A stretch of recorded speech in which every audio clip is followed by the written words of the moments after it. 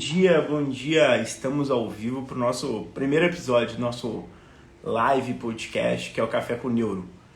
E hoje a gente vai receber o Diógenes, que ele é especialista de inovação, ele é criador de metodologias e tem TDAH. Então, daqui a pouco o Diógenes já deve estar aqui. Deixa eu mandar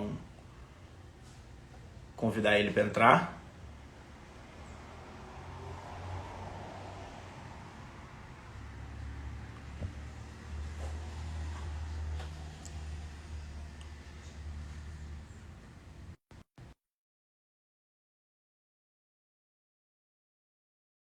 Já está na mão.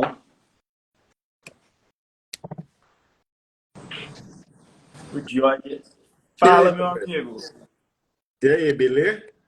Deixa eu levantar aqui um pouquinho, senão vai cortar minha cabeça. Pronto. Não fica mostrando o queixo, velho. Como que você tá? Velho, eu tô sentado, cansado e com calor. Nossa, eu tô em Belo Horizonte esses dias. Em Belo Horizonte também tá um calor que, nossa, tem um sol para cada pessoa aqui. Tá assim, é, tá impossível de sobreviver, juro por Deus. Aqui é Aí, democrático demais. É um sol para cada pessoa. nunca no Brasil a gente teve uma instituição que deu tão certo como calor, né? Como calor. Cara, é zoado, bicho, é zoado.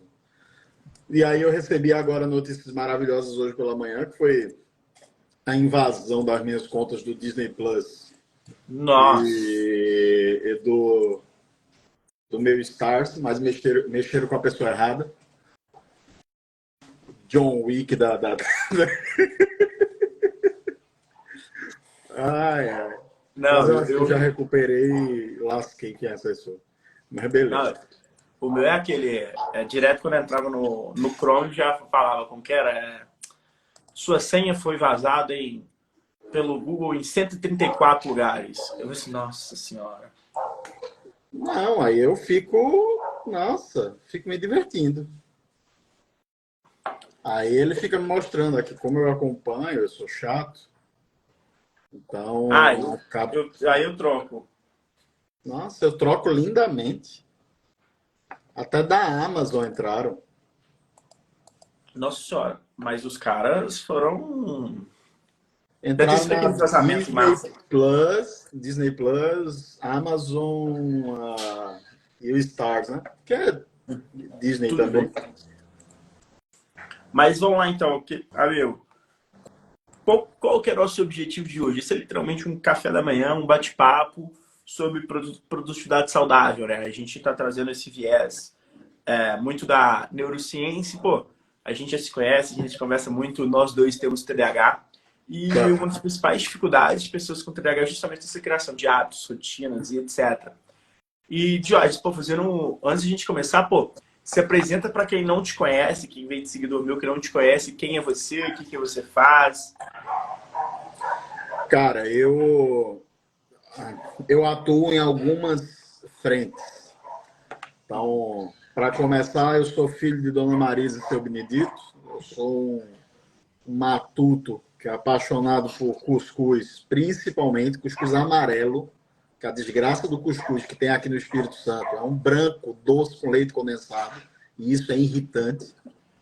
Isso não é coisa de gente, tá?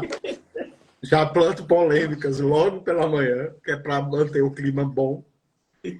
Ah, cara, minha especialidade principalmente é metodologias ágeis e design instrucional. Então, eu desenho metodologias, formas, também análise de dados. Então, hoje eu estou head de cultura e comunicação na ACES, aceleradora de inovação aqui do Espírito Santo, com atuação nacional.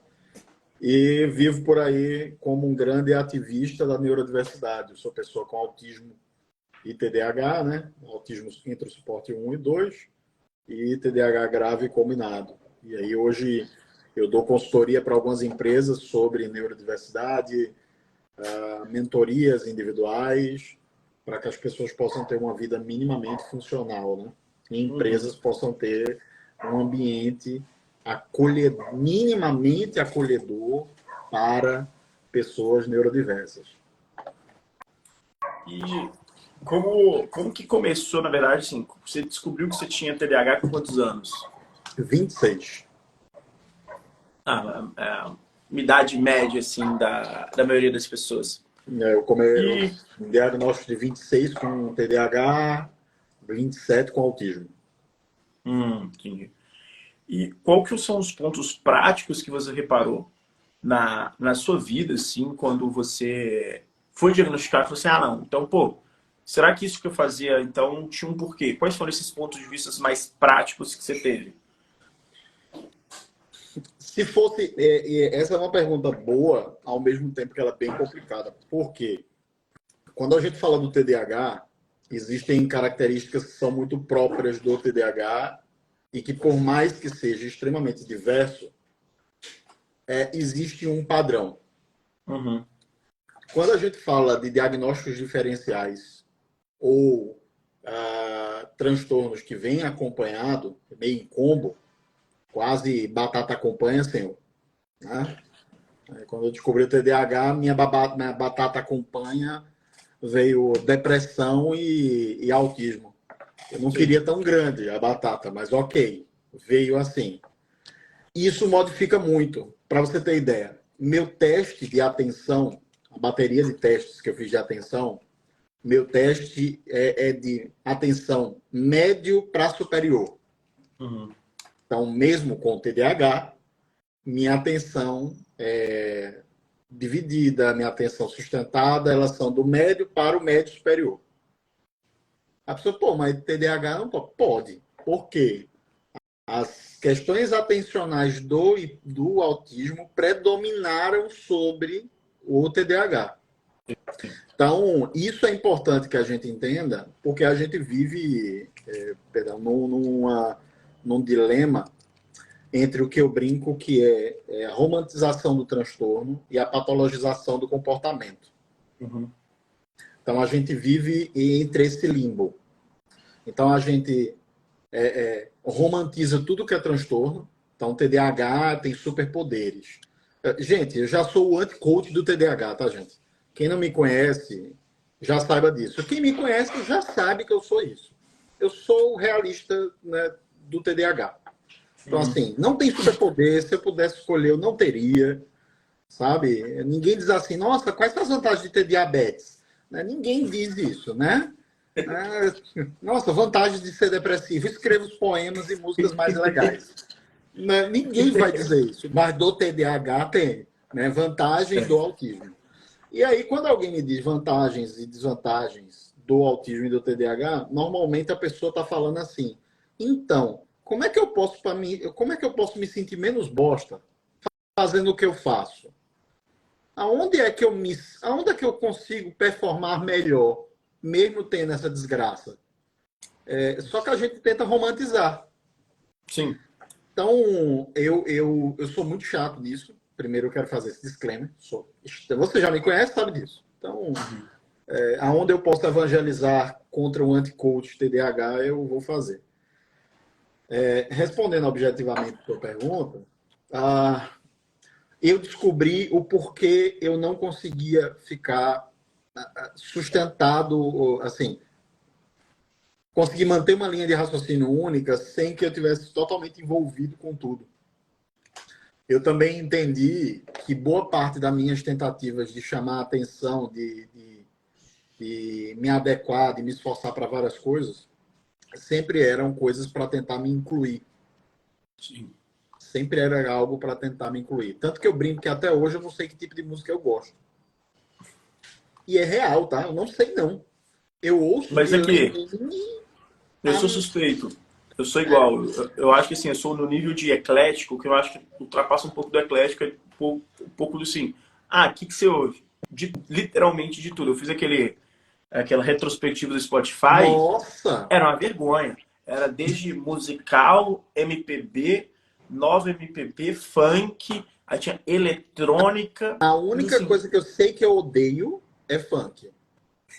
Mas, assim, esse é muito, muito específico. Assim, eu odeio. Mas, assim, cara, uma das coisas que mais me afetou na minha vida emocionalmente foi a necessidade de me incluir em grupos, em ser aceito. Sim. O que é que isso gerou? De forma muito sistemática. Ah, eu não lido bem com espaços com aglomeração. Então, Sim. isso depois eu entendi por conta da sensibilidade alocada no próprio autismo, potencializada no TDAH nesse campo. A minha sensibilidade auditiva é muito alta, visual é um absurdo. Só que eu sempre fui para as festas porque, se não fosse, era uma pessoa estranha. Sim. Para você estar com a pessoa que você talvez estivesse paquerando, você tem que estar no grupo. Uhum. Você tem que gostar de tal música, você tem que acompanhar tal coisa. Tanto que eu brinco que minha vida é uma grande máquina de pinball. Eu fiz de tudo que você pensar. Assim, e parece mentira às vezes, porque eu tenho 38 anos. Eu iniciei 12 graduações, né, de letras à mecatrônica.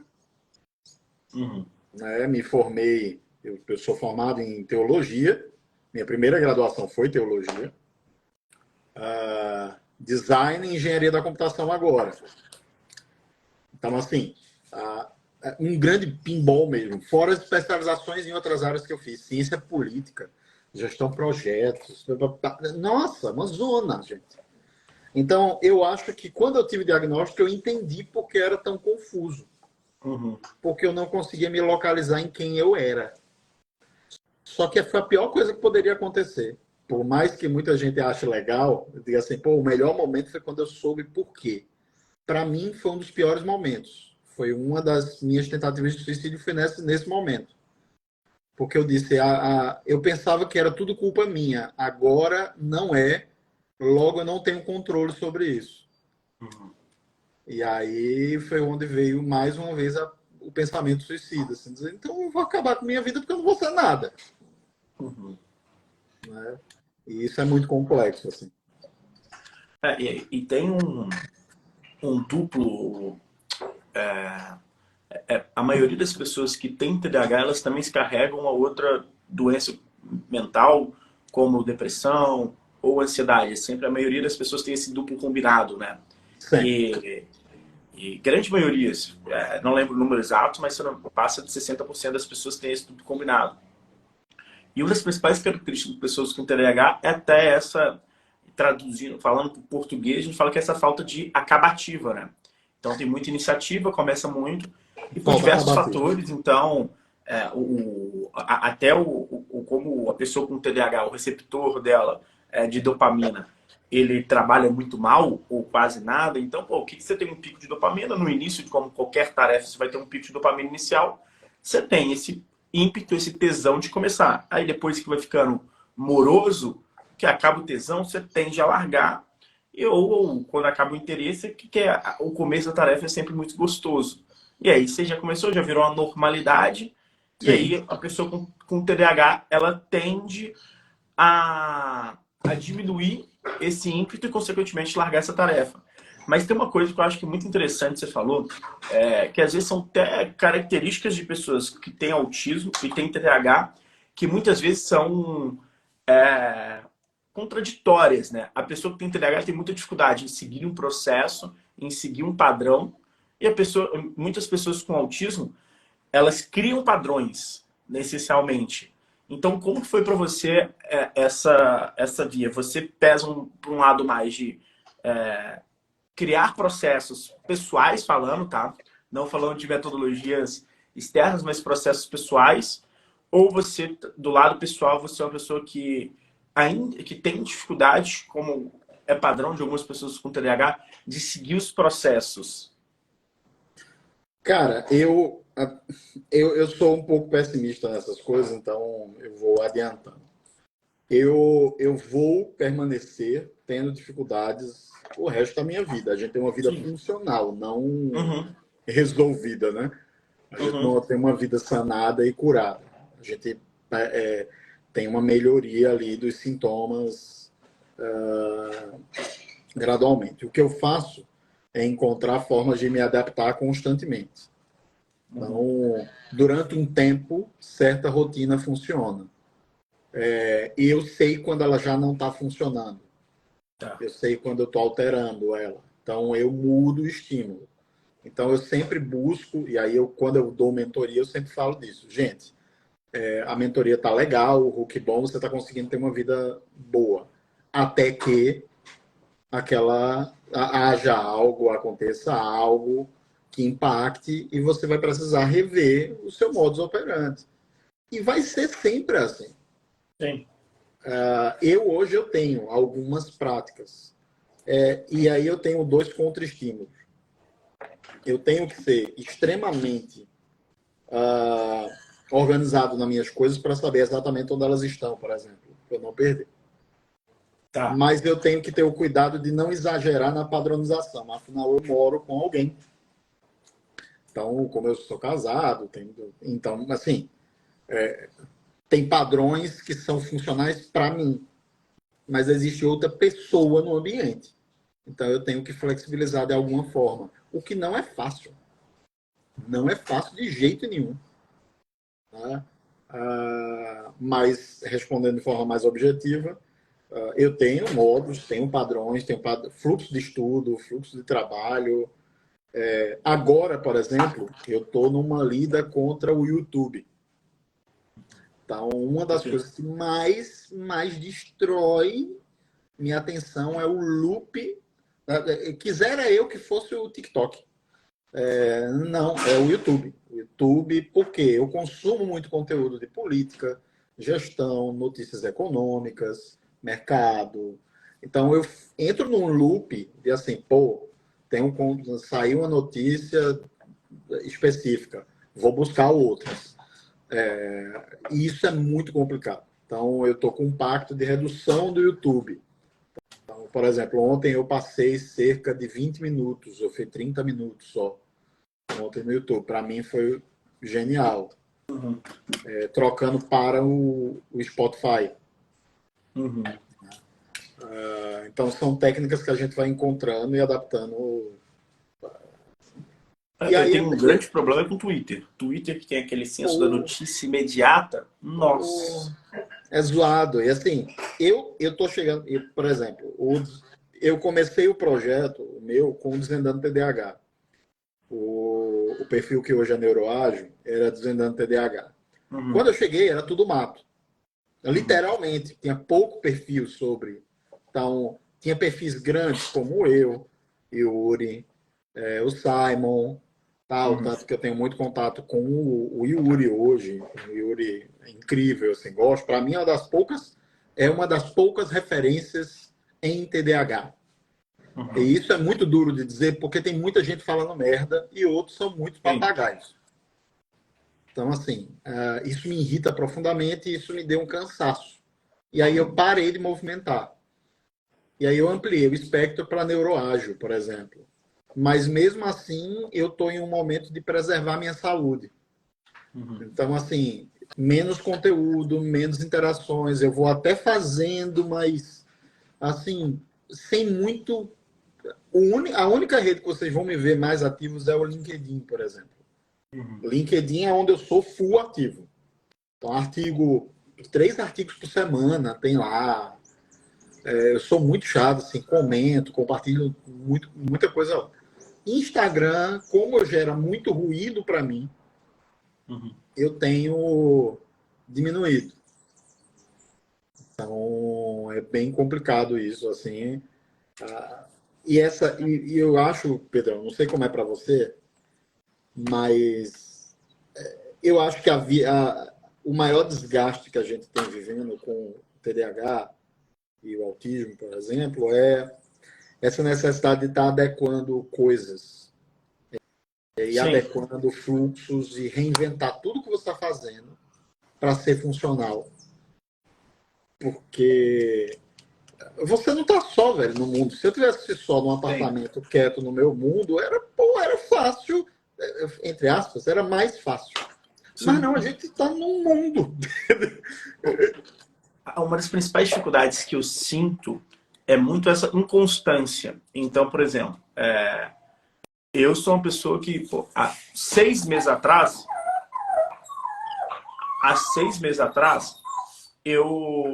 por exemplo, trabalhar em coworking era maravilhoso. Então, se eu tivesse pessoas trabalhando, aquele ruído de trabalho era maravilhoso. Maravilhoso. Hoje, eu não consigo ficar no coworking com ruído de trabalho. Não consigo concentrar e trabalhar. E aí vai sim, chegar daqui a 3 meses, pô, já tá Pode voltar para voltando lá. a ficar bom.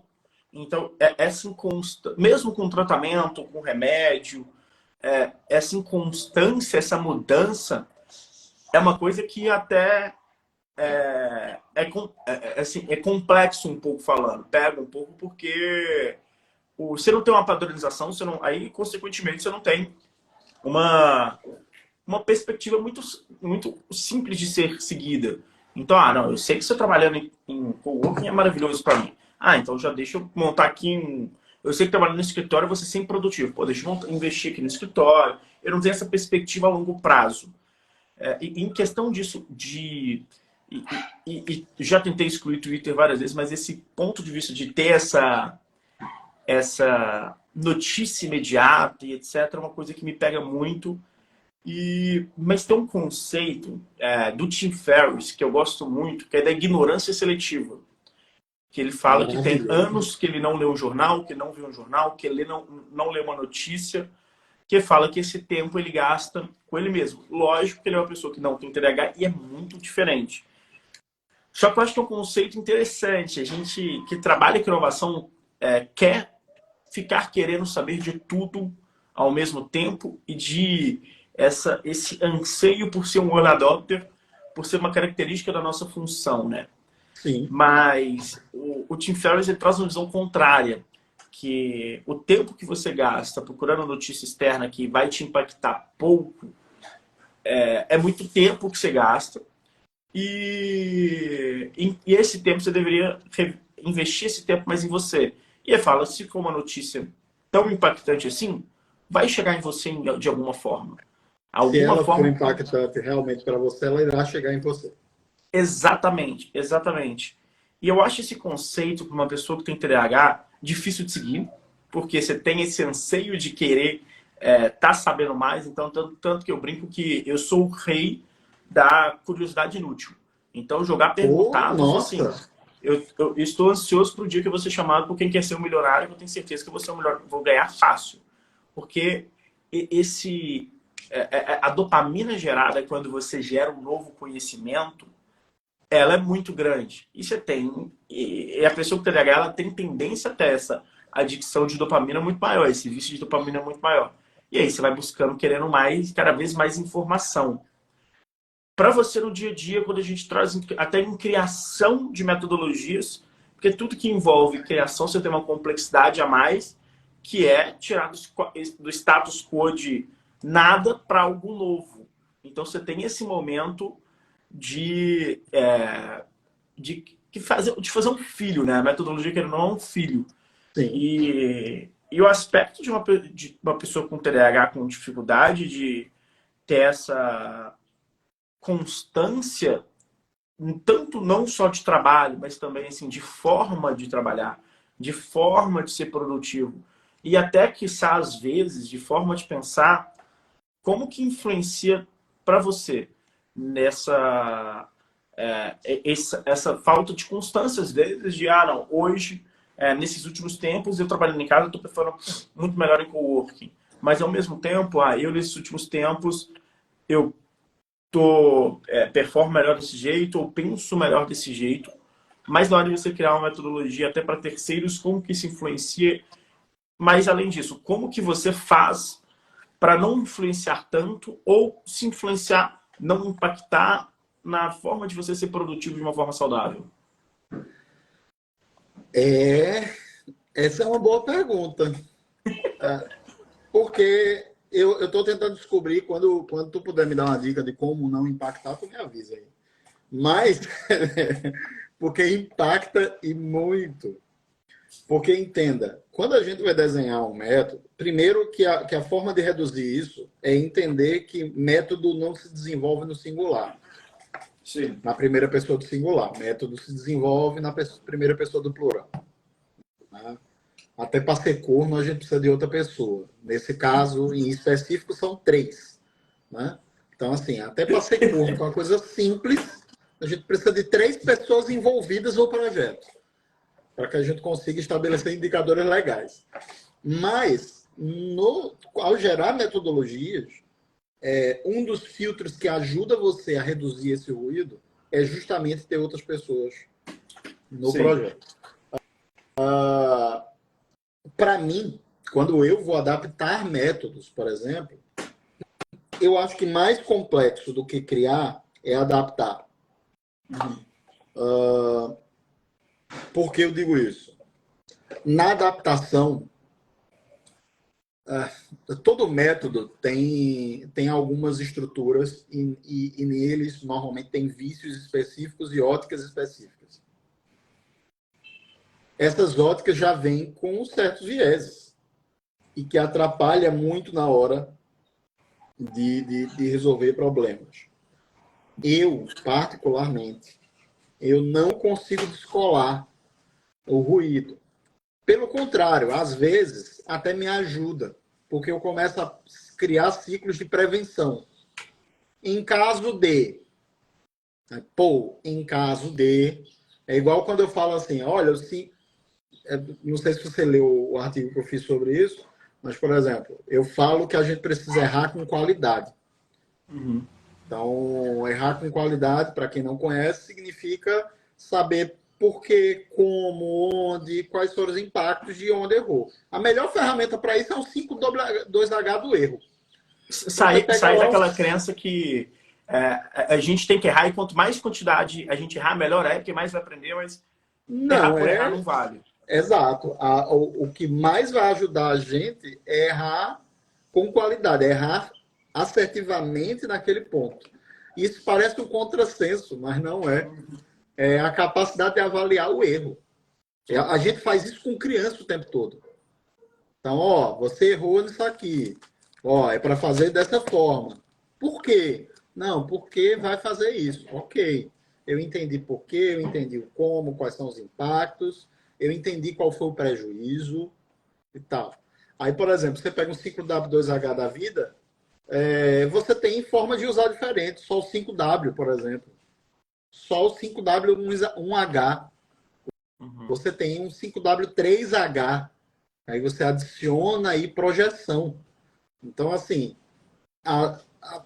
uma ferramenta, um método, ele precisa ser adaptável. E aí vem o termo que eu odeio, que é uma vantagem nossa, que é a de já levantar possibilidades de merda acontecer.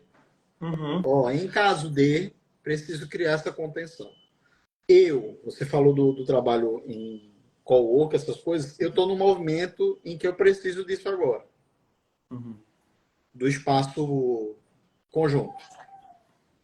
Mas agora é o passo o mais complicado é esse primeiro, que é, eu preciso ir para o espaço. Ok. Tem um setup móvel? Tenho. Só que chegando lá eu tenho que produzir. Então agora é uma merda, porque você vai chegar lá, vai ter um pessoal, vai ter outro, o pessoal chega, pô, faz quanto tempo, tal, pô, posso tirar uma dúvida contigo? Aí você fala, então... E para ir para um co-work e pedir uma sala individual é tal, né? É melhor estar em casa. Você só queria sair de casa. Não faz muito sentido. Mas eu acho que uma das coisas que mais atrapalha na hora de desenvolver uma metodologia, um método, uma forma que você vai lidar com alguma situação, é você não prever falhas. É você achar que aquela metodologia vai funcionar redondinha e tal, adequada. Não vai. Exemplo. O Fogg, E.J. Fogg, ele tem uma metodologia chamada design de comportamento. No design de comportamento, a gente tem eu sou da área de exatas, então fico feliz. Então, plano cartesiano. Então, eu tenho motivação e comportamento. Então, quanto maior a motivação, eu tendo... A maior motivação, eu não tendo a nada, porque a motivação por si só, ela não carrega um comportamento. Se eu sair de 0 para cá e dizer assim, Daqui a atividade mais difícil, aqui a atividade mais fácil. A atividade ser mais fácil ou menos fácil também não diz muita coisa. Porque eu preciso da motivação que equilibre aquilo. Se eu estiver super motivado em uma atividade muito difícil, como o desgaste é previsto, a tendência é que eu diminua e não execute. Se a atividade é muito fácil, mas eu estou baixo motivado, ou muito baixo motivado, eu não vou executar porque aquilo não tem significância. Aquilo não tem um ganho expressivo. Então, a busca é por estar no meio. Eu não preciso nem estar hipermotivado, nem supramotivado. Eu não preciso. Né? E aí, como é que eu consigo executar algo? Quando eu divido essa atividade em um prompt, em etapas fragmentadas. Que aí o FOG desenha isso, que é o prompt da atividade. Então, gradualmente. Então, é mais fácil perder 10 quilos ou perder 500 gramas por semana. É mais fácil ler uma página de um livro por dia ou estabelecer que você vai ler 30 livros esse ano. E então, trazendo até o conceito da sprint, né? Tipo, da gente pegar o projeto que é uma sprint e usar a metodologia que a galera conhece mais pelo nome comercial do que pelo nome, muitas vezes, da metodologia. Então, assim, é fragmentar as atividades. Só que fragmentar a atividade não sustenta o comportamento também. Porque eu tenho que estabelecer recompensas imediatas e graduais sobre aquela execução. Eu tenho que ter uma recompensa associada a cada mudança, a cada passo que eu for dar. E manter essa constância, né? Que é uma das principais dificuldades de pessoas que têm TDAH de uma forma geral. Uma das principais tendências, padrões de pessoas que têm o TDAH via fato, até por isso que a gente fala que o transtorno é positivo. Esse não é um positivo, é você enxergar muitas vezes, ninguém gostaria de nascer com, mas esse viés da falta de a dificuldade de constância, até pelo o momento que vira um tédio, você está executando a mesma tarefa. Mas uma pergunta, Diógenes, que fica muito na minha cabeça. A pessoa com TDAH, muitas pessoas neurodivergentes também, ela tem uma dificuldade ela tem muita... ela pega muitas metodologias, cria muitas metodologias, aprende muitas novas formas, novos processos, ela tem um arsenal de ideias de processos, de ideias, metodologias, e começa cada um pouco. Mas como que você executar para a sua vida uma metodologia com constância? Porque qual que é o ponto que acontece muito? Muitas pessoas, toda hora, não, estou testando sprint agora, vou fazer uma daily por dia. Não, agora semana que vem já estou fazendo 2. Daqui a pouco, não, daily já não funciona. Ela tem, assim, constância na execução, mas toda hora está baixando na internet processos novos, como fazer alguma coisa. Não, vi essa técnica na internet, deixa eu baixar aqui e já tentar aplicar. Então está toda hora aplicando e não consegue nem ter um tempo de maturação para ter um resultado. E também fica nesse ioiô e não consegue executar uma metodologia também. E você criando metodologia, como que você faz para tentar ser mais fidedigno a uma metodologia quando você escolhe? Vou começar a usar essa metodologia, esse processo na minha vida e vou dar um tempo de execução. Como que você faz para não cair no tédio, você querer já baixar procurar outra metodologia para usar, ou para você executar também ela com constância? Normalmente eu vou à exaustão mesmo. Assim, eu não tenho...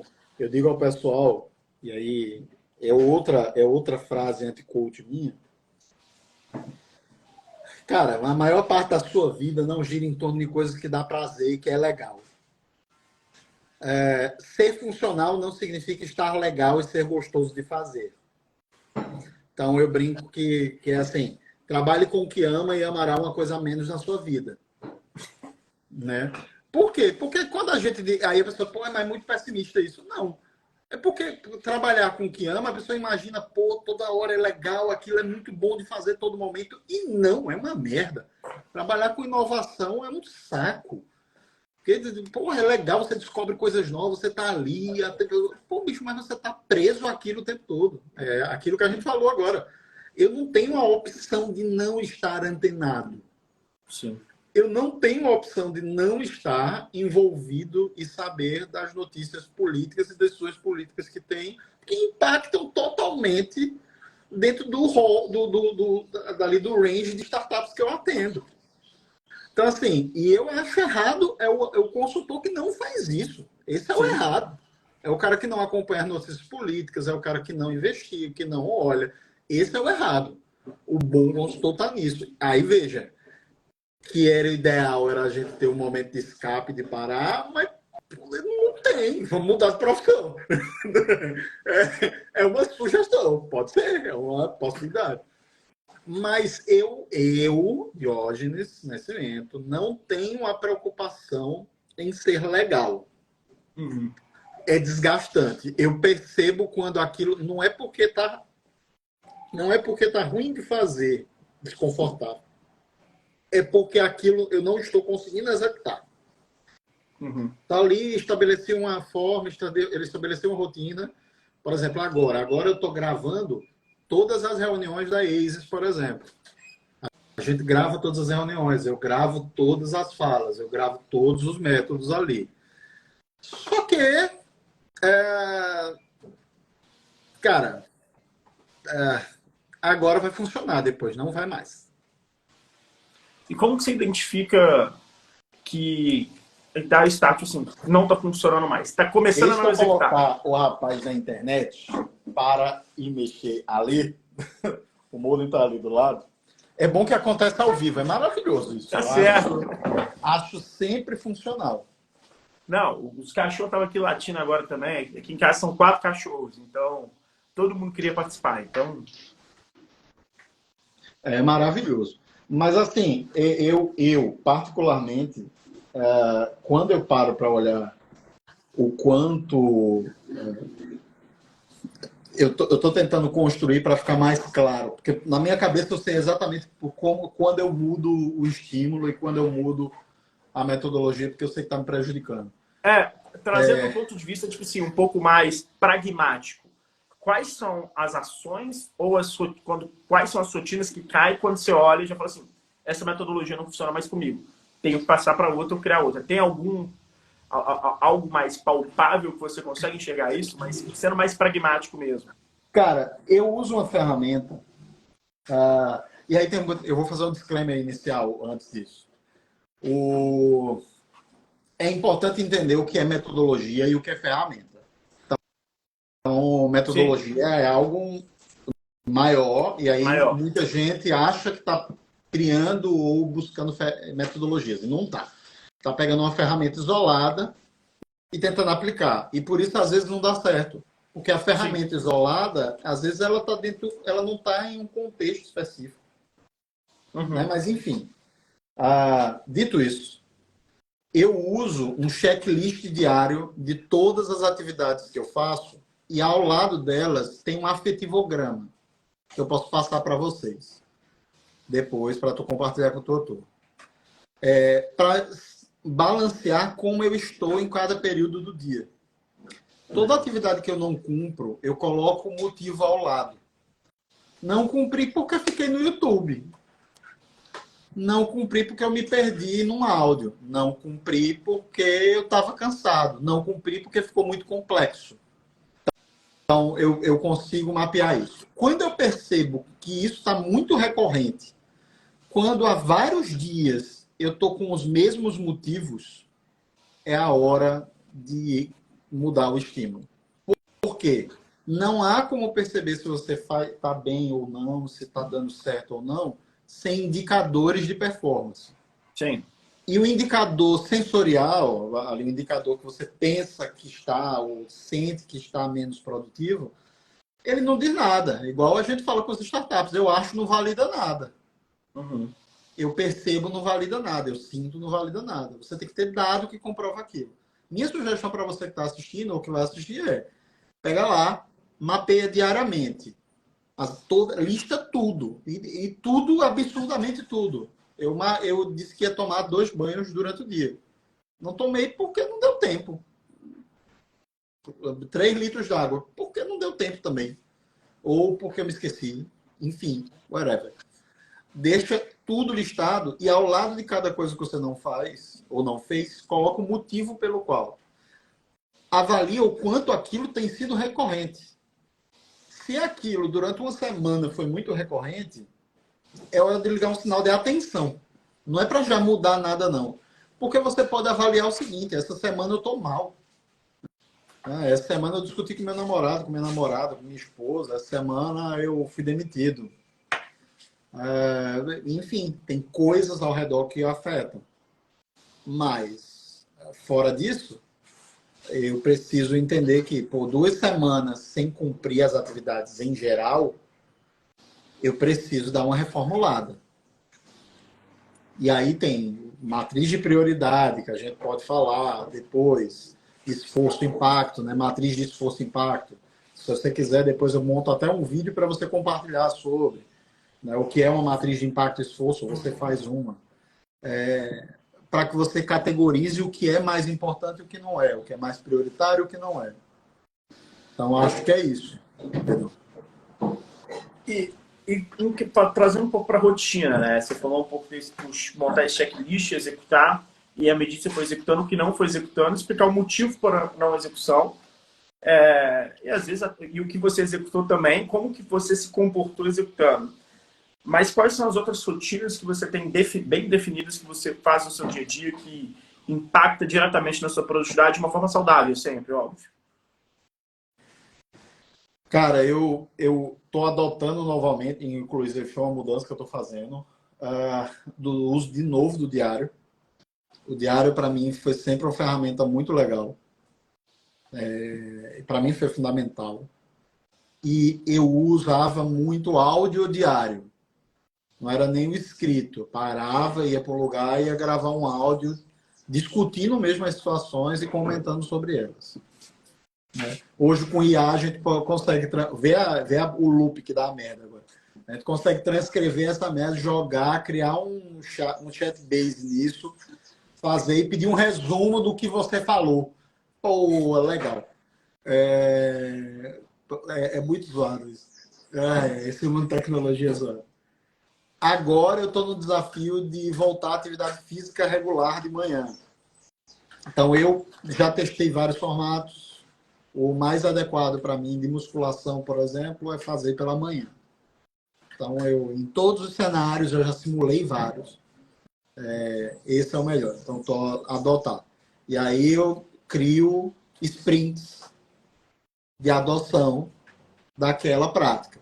Quero estabelecer que em 15 dias eu vou fazer aquilo. Beleza, avalio como foram os 15 dias. Eu não preciso ir os 15. Se for os 15, maravilhoso. Senão, eu quero avaliar quanto aquilo ficou. Alimentação, da mesma forma. Né? Prioritariamente, atividade física, momento de descanso e respiro e algum conhecimento que não seja ligado diretamente à minha área. Essa é uma prática que eu tenho há muito tempo. É adquirir um conhecimento que não tem merda nenhuma a ver com o que eu faço diariamente. Um estímulo totalmente louco, assim, contrário. Né? Já foi assim o teatro, a prática de palhaços, né, de clown, já foi violão, canto, tal, e a gente vai buscando outros estímulos. Hoje é ler outros estímulos. Eu não sou de ler livro de fantasia, de história, nada. Nada. Eu leio livros muito técnicos e objetivos sobre atividade, método, análise de dados e tal. Então, assim, eu estou querendo implantar esse outro hábito.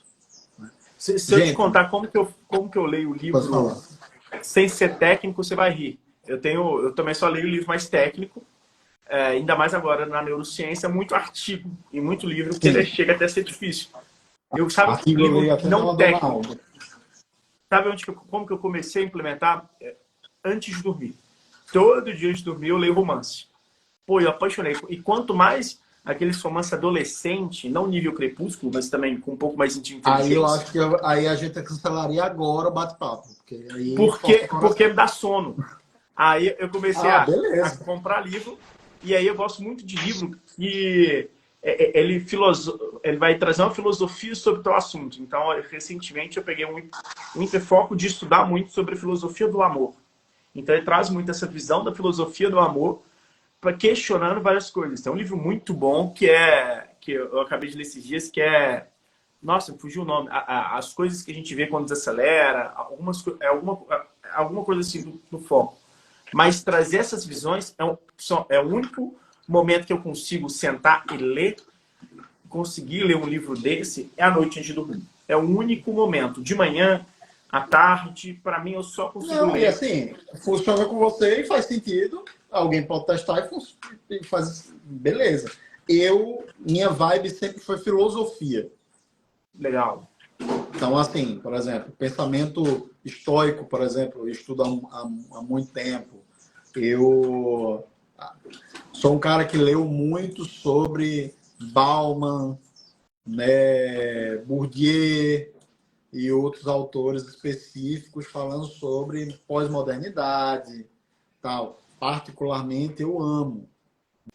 E aí, por exemplo, um livro que é obrigatório, todo mundo que já me ouviu falar,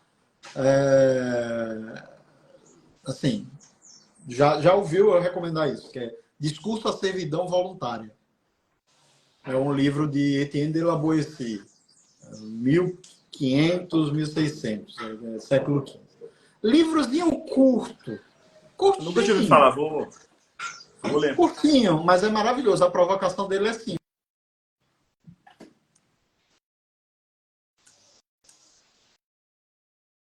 Pô, Jorge, você trouxe um ponto que eu gosto muito, que é dessas. Tá me ouvindo, Jorge? Estou assim.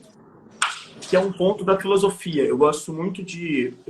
Um dos meus hiperfocos, aí é onde que o YouTube me ferra. Porque aí aparece um vídeo de estoicismo, é igual ontem de madrugada eu tive um hiperfoco sobre a criação de Alexandre o Grande por Aristóteles. Peguei, nossa, eu descobri ontem, eu já te sabia, só que eu tinha esquecido ontem, que quem foi que travou aqui?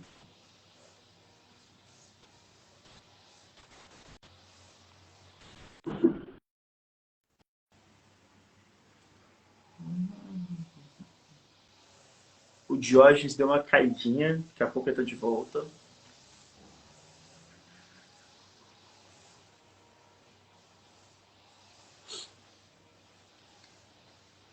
Mas para quem está aqui, então, quem não sabia também, o Alexandre o Grande, ele foi criado como padrinho intelectual foi Aristóteles. E a história do porquê ela é muito interessante.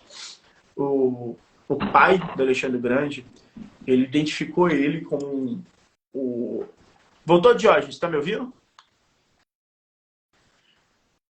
Continuando. O pai de Alexandre o Grande, ele identificou o Alexandre como o filho com uma ponta fora da curva em questão de genialidade, quando eles tinham um cavalo enorme que ninguém conseguia montar. E Alexandre foi o único que conseguiu montar o cavalo porque ele percebeu que o cavalo ele tinha medo da própria sombra. E o Alexandre ele foi montar no cavalo no momento onde que a sombra do cavalo era praticamente nula, o cavalo não enxergava. Então, provavelmente meio-dia ou em torno disso, que a sombra estava literalmente para baixo. E nesse momento, tem uma frase muito famosa que o pai do Alexandre ele traz e fala que, independente do preço, independente do valor, traga a pessoa mais inteligente para criar meu filho. E aí sim trouxe só Aristóteles para ser o mentor intelectual do Alexandre o Grande. Só isso, né? E ontem... Hã? Só isso, né? Só isso. Não, você tinha dado a travada, aí eu tava contando por que aí eu descobri a história ontem de como começou e gerou um hiperfoco. Que foi quando o Alexandre foi montar num cavalo, que tinha um desafio, que era um cavalo enorme, só que ele era muito agressivo. E Alexandre ele descobriu que tinha um padrão. O cavalo ele tinha medo da própria sombra. E aí, quando o Alexandre reparou isso, ele deixou para montar no cavalo, meio-dia ou em torno disso, que a sombra estava para baixo e o cavalo não enxergava a própria sombra. E aí ele conseguiu montar. E aí, nisso, o pai dele falou que era o filho mais diferente dele, mais genial, E aí ele ordenou que traga o homem mais inteligente que vocês conheçam do mundo, independente do valor, para ser o mentor do meu filho. E aí, só Aristóteles foi o mentor intelectual de Alexandre o Grande. Mas você falou uma coisa que eu gosto muito, que é do estoicismo, né? A gente tem uma... Igual a gente tem essa vulgarização do TDAH, né? Essa romantização do TDAH, a gente também tem essa vulgarização do pensamento estoico, até do estoicismo como um movimento até de coach. Então tem muito coach, você tem que ter um pensamento estoico. Eu gosto muito do pensamento estoico. Uma carta de Epicteto. Mas querem ser especialista no estoicismo. É para tomar no óleo, sem... Eu gosto muito do pensamento estoico, muito no focado em reação às ações do dia a dia, mais do que o pensamento literal, e sim como que e sim a forma de reações de ações nossas e também do que a gente não controla. E trazendo sobre o estoicismo, Diógenes, uma perguntinha para você. Quais práticas do estoicismo assim você considera útil de verdade para ter esse pensamento no dia a dia? Cara, se eu pudesse selecionar uma em específico e que tem muito a ver com uma das formas de tratamento ouro do TDAH, por exemplo, é o mindfulness. Então, o pensamento histórico, estoico, tem muito uma reflexão sobre o aqui e o agora. Aquilo que a gente consegue estabelecer aqui e agora, se manter no presente. E para mim é a melhor ferramenta que a gente pode utilizar. Inclusive, quando eu tenho episódios ansiosos, tem uma ferramenta que eu uso de contagem que me faz fazer de forma artificial isso. Então, eu estou tendo um episódio ansioso, estou ali, eu começo a contar objetos e pessoas no ambiente para me manter localizado. Né? Só teve uma situação ano passado que foi cômica, porque eu estava dentro de uma loja, eu tive um episódio ansioso, e na loja tinha várias caixas, tinha várias coisas. Aí eu comecei uma caixa, duas caixas, uma caixa grande, uma caixa pequena. Ai, meu Deus, quanta caixa desorganizada. Aí, nossa, surtei, porque as caixas estavam desorganizadas e aleatórias. Isso me deixou mais ansioso.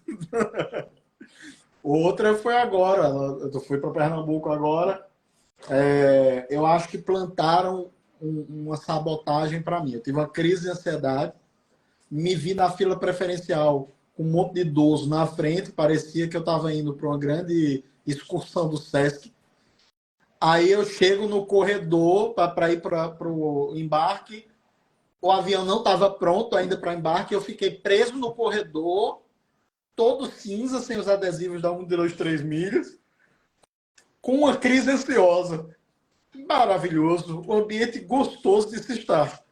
Né? Um corredor cinza. Eu gosto muito da respiração do mindfulness. Nossa, me ajuda demais. Isso. Eu tenho muita dificuldade de meditação. A respiração diafragmática, né? Não é nem só diafragmática. A contagem de respiração, a 4, 7, 8, é uma coisa que você traz de forma pragmática o ponto de vista. E eu gosto muito dos aspectos neurocientíficos do mindfulness, as comprovações disso, porque a gente vive numa era que tudo é técnica sem comprovação de nada, né? É a única prática de meditação com ampla referência e embasamento científico. Sim, é a única. E cientificamente falando, uma respiração ou a meditação mindfulness, né? Até o pensamento mindfulness, ele vai gerar um aumento de alguns neurotransmissores que são essenciais. Vai regular a dopamina, vai regular a serotonina, vai regular a endorfina, vai diminuir o nível de cortisol no corpo, que vai diminuir Agora, para depois de o pessoal não dizer que eu e vocês somos chatos, assim, eu vou tentar alisar a nossa alma. Salvar nosso espírito para ninguém condenar a gente ao inferno dos anti-coaches. Gente, você pode usar o que você quiser para melhorar. Se está lhe fazendo bem, tá tudo Ótimo. certo. Se você faz reiki e funciona, tá tudo certo. Se você, sei lá, toma água benzida, você, sei lá, qualquer coisa, e tá lhe fazendo bem, tá tudo certo. Tudo bem. Só lembre que faz bem para você e para um recorte. Né? Eu digo sempre assim, pô, por que tantas pessoas acabam tendo prosperidade? E aí, nossa, eu vou entrar no tema, o extremo do extremo, tá? Por que algumas pessoas acabam ficando muito prósperas, sei lá, dando um patrimônio para uma igreja X? Lembrando, gente, eu sou cristão, tá? Então eu estou no lugar de fala, eu posso criticar. Tem lugar de fala, gente. O que acontece? Porque às vezes a pessoa confiou, não é o fato de entregar o bem que veio. Ela confiou tanto que ela trabalhou mais, que ela foi lá, que ela se dedicou, ela estava super engajada, aquilo motivou muito e aquilo se converteu em um resultado. Só que para ela foi o fato lá atrás de ter entregue aquilo. E, cara, por mais que eu entenda todo o fluxo, tudo bem, né? Se você acha que a aromaterapia tem comprovação porque tem um estudo XX, provavelmente você não sabe ler artigo. Né? É assim, provavelmente você não sabe ler e não entende. Nossa, isso pareceu muito superior, sabe? Mas, assim, é verdade, a maioria das pessoas não sabe ler um artigo científico. Tem artigo triplo A de referência que fala bobagem, gente. Tem artigo em revistas super conceituadas que fala merda. Acontece que é preciso que você leia o artigo. Vá lá, dê uma verificada e você entenda como funciona uma amostragem. Tem Tal, uma para que frase você que eu não. gosto muito, que é tudo é ciência. Então, ainda mais Tudo. na onde que a gente vira hoje, que fala assim, ah, não, você fazer isso cientificamente vai melhorar tal coisa. É uma coisa que eu até brinco muito. Pô, comer carne crua cientificamente é maravilhoso para você também. Você vai aumentar seu nível de anticorpos e, pô, você vai aumentar sua imunidade.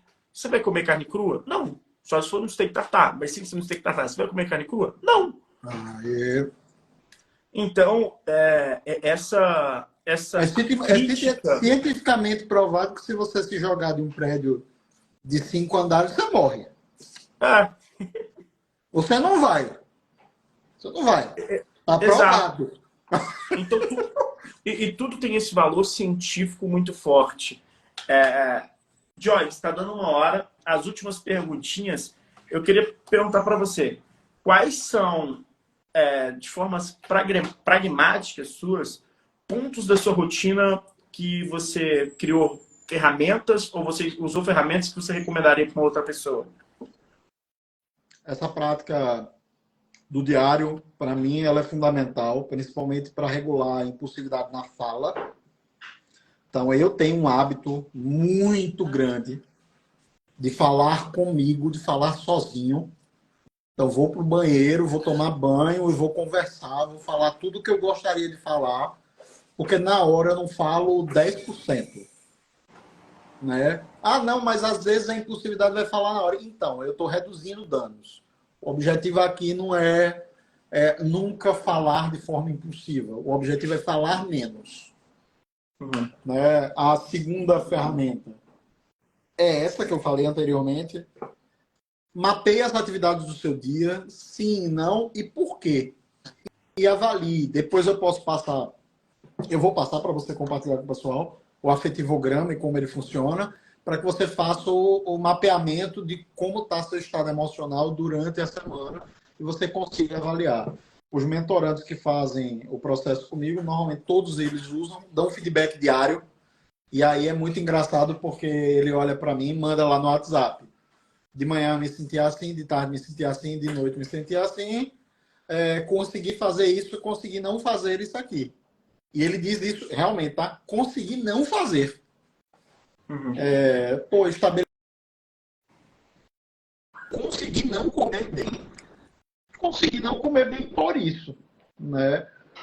É um fato. Né? E o terceiro, na verdade, Busque alternância de estímulos, gente. Tem hora que a gente tenta ter uma vida extremamente restrita e organizada para um vetor. Então, eu quero ser um profissional de análise. Eu sou um profissional de análise de dados. Minha planilha está ali. Um bocado de coisa de análise de dados. Gente, eu tenho que ter outros estímulos. Aperta o botão. Isso! Eu tenho vários estímulos trocados ali. Então, tá, do lado dele tem um livro de Padre Pio. Tem um livro de José Maria Escrivá. E do lado tem um livro ali de Team of Teams e Estrutura de Dados. Que é para eu consiga alternar.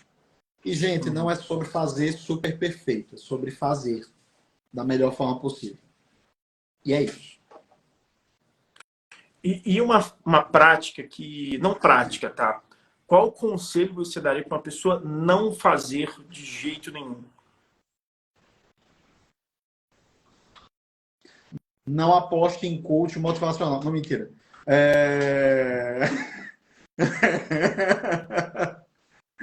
Não acredite em pessoas... Gente, não se leve tão a sério. Pode parecer um pouco. É mais importante do que acertar e ter uma metodologia estabelecida é você entender que você vai falhar sistematicamente. Então, quando a gente se leva muito a sério, a gente não quer falhar, a gente não quer errar, a gente não quer desagradar o outro, a gente não quer resultado. Erre com qualidade. Saiba como, qual o impacto, o que é que aconteceu, o que não aconteceu.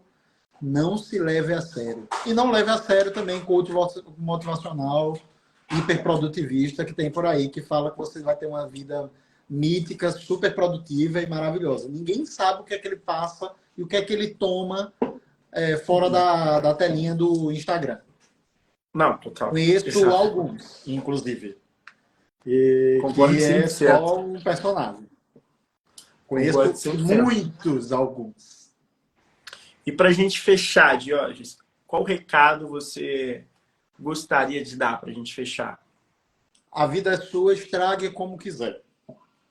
Você tem toda a escolha de não fazer nada para melhorar. Você pode não fazer. Só não coloque a culpa em ninguém. Você também pode fazer muita coisa e fazer coisas muito erradas para tentar se ajudar, como toda pessoa no desespero faz. Mas a única coisa que você não pode é deixar de acreditar de que pode sim ter uma vida melhor, funcional. Eu fracassei em muita coisa na minha vida. Uma delas, que eu mais me orgulho de fracassar, foi nas 8 vezes que eu tentei desistir da minha vida. É o meu maior fracasso e é o meu melhor fracasso. Então, tenho orgulho de fracassar em algumas coisas. Talvez são elas que vão lhe trazer aonde você está agora. Tá? Então, o que você precisar de mim, eu estou à disposição sempre, tá, Pedro? Lhe admiro muito, você é um cara muito bom. Você é um cara novo, velho. Eu sou mais pré-histórico. Os cabelos brancos já estão aparecendo. E é que bom, tem cabelo, né? Eu não tenho mais, né? Eu nem tenho mais. Então, estou mais pré-histórico. Mas que bom ter gente mais humana e mais realista no ecossistema de inovação e no ecossistema de neurodiversidade. A gente está junto nessa luta. É minoritário. Quem tem essa visão minha e a sua, um pouco mais realista, é minoritário. Nós somos a minoria da neurodiversidade, mas a gente está fazendo um trabalho muito legal. Você está fazendo um trabalho muito bom. E você sabe que pode contar comigo a hora que você quiser, só me chamar. Não, digo mesmo, fico muito feliz em ter sido você que foi o pontapé desse projeto, né? Você é um profissional que eu admiro muito, tanto do ponto de vista profissional como pessoal. Você está mais próximo, você sabe que eu falo que não existe se você tem uma vida como profissional, uma vida como pessoal, uma das duas você está mentindo. Então, as duas é uma vida só e pronto. E isso é uma coisa que e ter essa coerência entre as duas vidas é uma coisa que eu acho que é essencial e é uma coisa que eu vejo muito em você, espelho muito em você, por isso que a gente conversa muito sobre, não só sobre esse assunto, como outros também. E a forma de você trazer isso eu acho que é muito importante, e até por isso que eu fiz muita questão de você ser essa primeira pessoa a dar esse pontapé inicial. E, pô, você sabe disso, mas pode contar sempre comigo, independente de que projeto seja, porque você é uma pessoa que eu confio muito, eu tenho certeza, e é uma pessoa que traz vivências que são essenciais para a vida de muitas pessoas. E isso é muito importante. Valeu, meu velho. Tamo junto. Em breve aí eu vou estar divulgando também umas novidades muito boas de uma startup que eu tô como advisor barra tocando junto, que é a Meu Autista.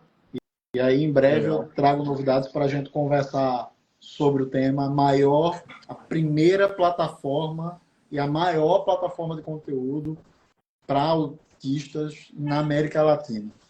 Que legal. A gente está separando mais de 200 horas de conteúdo com especialistas da área da fonoaudiologia, psiquiatria, várias áreas, para poder trazer conteúdo prático e diário para mães e responsáveis que têm crianças com autismo. Pô, sensacional, sensacional e necessário. Tamo junto. Abraço, meu amigo. Obrigado. Valeu, por ter topado. Tchau, tchau. Valeu, povo.